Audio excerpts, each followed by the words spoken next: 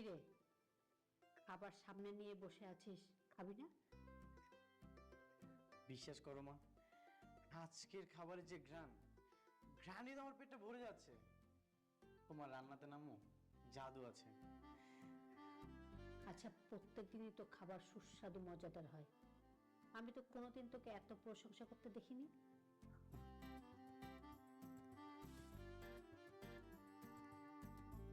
এল এই লেবুর শসা দিয়ে খান, তাহলে দেখবেন স্বাদ আরো বেড়ে গেছে। আমি জানি আমার মায়ের হাতে রান্না যে অনেক ভালো, মায়ের সামনে এমন গুণগান করতে হবে না। আচ্ছা, তুই ওর সাথে কেন এমন আচরণ করছিস? আজকে সব রান্না তো ওই করেছে।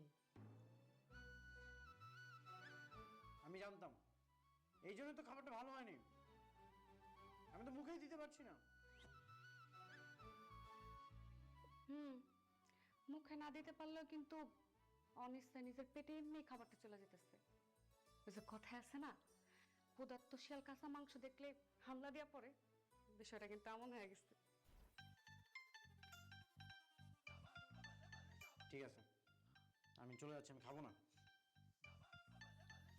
আচ্ছা, খাবি না যখন উঠে যাচ্ছিস না কেন? আবার তো বসে পড়লি।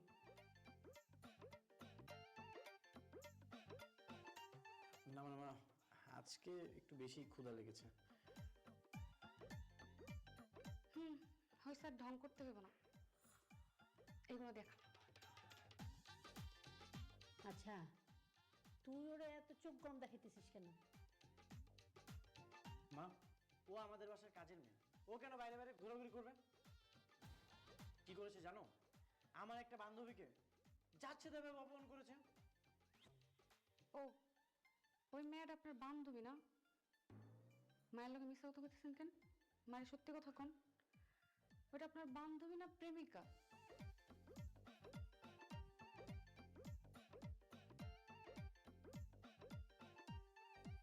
আমি যে কি করবো মামা, আমি কিছুই বুঝতে পারছি না। একের পর এক ঘটনা ঘটেই চলেছে।